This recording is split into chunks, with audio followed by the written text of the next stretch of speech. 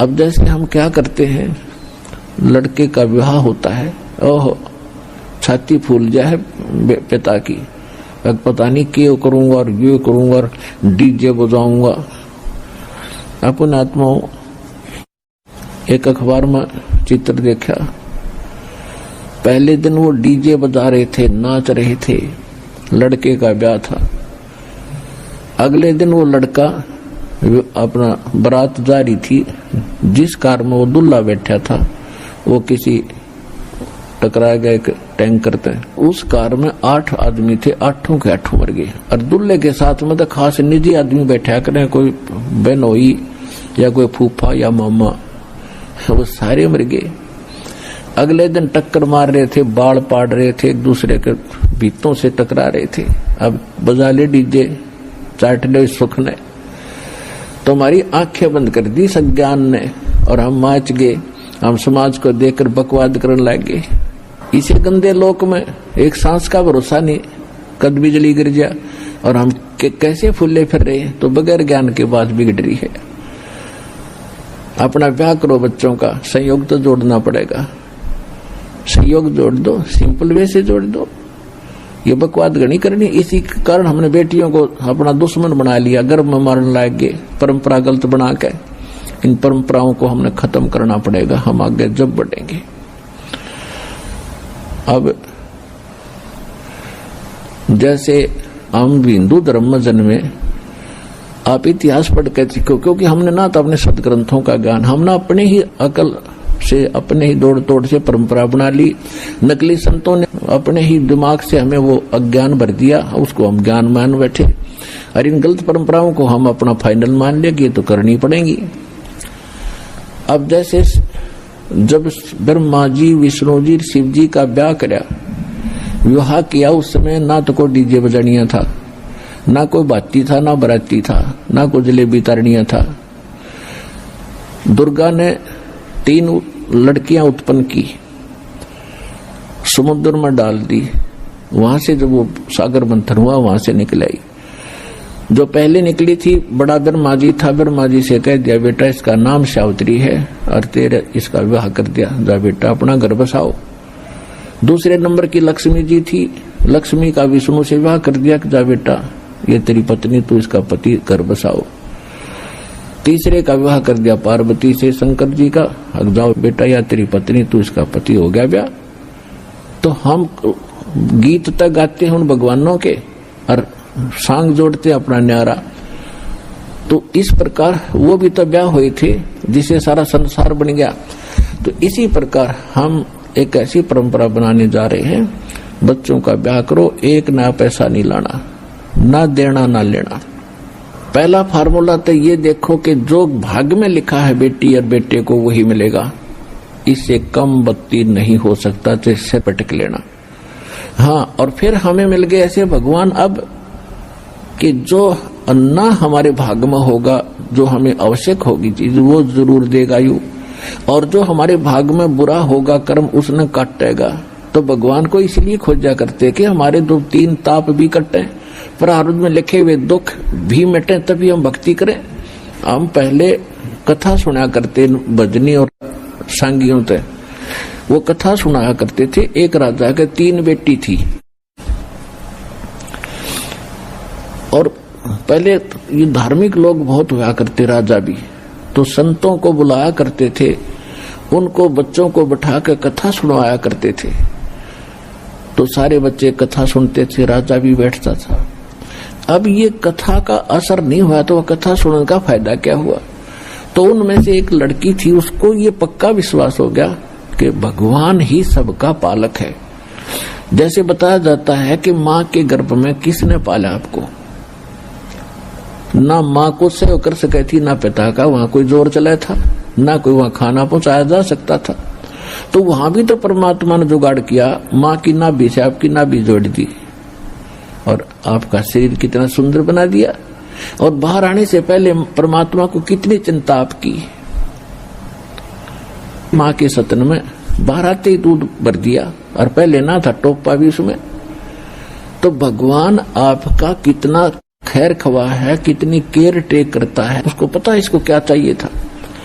और ईब आप सियाने गणे बन गए, भगवान से दूर हो गए, उससे भी ऊपर पहुंचना चाहते हैं। इंटरनेट बना लिया, जहाज बना लिए, ऊपर भेज दिए, वो जेट विमान भेज दिए इन पर, मंगल ग्रह पे खाए जाओ धक्के, इनमें के खाली पत्थर पड़े। ये जो स्थान है उसकी खोज करो, जो हम बताएंगे उस स्थान पर जाया जाएगा जहां सदा सुखी हो गए। तो जो प्रसंग चल रहा है उसी पर आते हैं हम। तो हमने अपने बच्चों का जो विवाह करना है वो बहुत सिंपल वे से करना है। तो उस राजा की लड़की का ये बात समझ में आ गई कि भगवान ही सब कुछ करता है। माता पिता का जन्म भी संस्कार से हुआ हमारा। आज बेशक हम राजा की लड़की है और आगे संस्कार ही चलेगा, पिता हमारा कुछ साथ नहीं दे पाएगा। आप भी देख रहे हो, आप अपनी बेटी को विवाह करने के बाद क्या देते हो? अब परंपरागत ये थोड़े बहुत दान दहेज दे दिया करते, क्या उससे सारी उम्र सुखी हो जाएगी वो? नहीं, उसने अपनी मेहनत मजदूरी करके अपना निर्वाह करना ही पड़ेगा और देगा भगवान। तो उस बेटी का पक्की समझ में आ गई, परमात्मा करता वही फाइनल है। तो एक दिन तीनों बहन बैठी थी, वो जिक्र चल रहा था। तो एक बहन जो छोटे वाली थी उसने कहा कि बहन, पिताजी ने तो ठीक हम पाल पोष दिए, परमात्मा के ही आदेशानुसार संस्कार बस, और आगे प्रत्येक प्राणी अपने संस्कार से ही आगे चलेगा।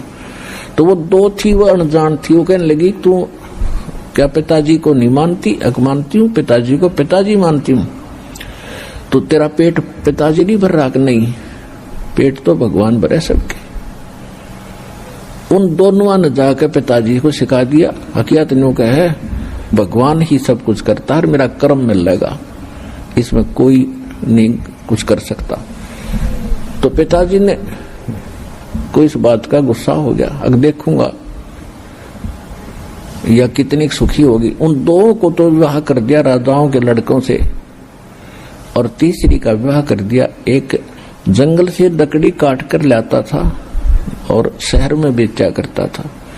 बेचता भी ये था, रोटी दे देते थे वो लाला जी, उसने पता नहीं था कि चंदन की लकड़ी लाता था, कीमत का उसको ज्ञान नहीं था। तो उसने अपने नौकरों से कहा कि ऐसा निर्धन ढूंढ के लाओ जो रोटी तक सीमित हो, फिर देखूंगा किसके बाग का खाती है। तो वो दो लड़कियां तो कहा करती हम पिता के कर्म का खाती है, और वो कहा करती नहीं, जीव अपने भाग्य का खाता है, अपने भाग्य से प्राप्त करता है। तो उसके नौकरों ने वो ऐसा निर्धन खोज दिया, अकिस्त निर्धन धरती बनी। उस लड़की का ब्याह उससे कर दिया, लड़की खुशी खुशी चली गई। अब फिर उसके साथ वो राजा की लड़की थी, उसने चंदन की लकड़ियों का ज्ञान था, वो लकड़ी काट कर लाता था और वो पूछा करती थी कितनी कीमत की देकर आते हो आप? कि रोटी रोटी देते मेरे को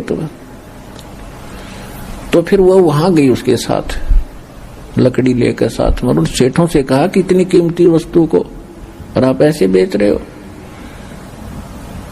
तो बोले चल चल अपना काम करो, उसको पता नहीं था। तो एक दिन वह स्पेशल गई और कही कि आप लकड़ी लेकर आना और दूसरी दुकान पर देना, वो 2-3 दुकानों पर बेचता था। तो लड़की जाकर वहां कहने लगी कि मैं राजा की लड़की हूं और आप इसको क्या कीमत दे रहे हो? तो वो डर गए, तो उन्होंने थोड़ी कीमत बढ़ा दी, ठीक से उनका गुजारा सा हो गया। उसके बाद क्या हुआ कि वो दोनों लड़की जो राजाओं का विवाह किया था उनका युद्ध हो गया किसी के साथ, वो दोनों विधवा होगी और वो मारा गया, उनके पति परिवार भी नष्ट हो गए। उधर से क्या हुआ कि वो जो लड़का था वो कितने राजा का लड़का था, पहले उनका राज्य किसी कारण से किसी ने ग्रहण कर लिया था, फिर मालिक की मेहर हुई, वो मर गया, वो राजा जिसने उनका राज्य प्राप्त किया था। और उसकी माँ जो उस लड़के को लेकर निकल गई थी, उसके गले में पर्ची बनाकर बांध रखी थी। तो कुदरती उस लड़की ने वो खोल कर उसमें लिखा हुआ लेख पढ़ लिया। उस लेख को लेकर, उस लड़के को लेकर उस राजा की मृत्यु के बाद महामंत्री के पास गई। महामंत्री ने देख लिया कि तो मेरे हाथ का लिखा हुआ था, और उसको तो राजा बना दिया वो लड़का था जो कंगाल था, और वो दोनों बेघर होगी। तो पुण्यात्माओं, ये भले ही कथाएं हों, पर ये 100 की 100 सच समझ लेना। जब तक हम परमात्मा की शरण में नहीं आते हैं तब तक तो अपनी किस्मत ही मिलती है। और अब हमको मिल गए अपने भगवान भी। मासा घटे न तिल बधे, विद ना लिखे जो लेख, और सच्चा सतगुरु मेट कर ऊपर मार दे मेघ। जब तक हम परमात्मा की शरण में नहीं आते तब तक तो अपना कर्म भोग रहे होते हैं।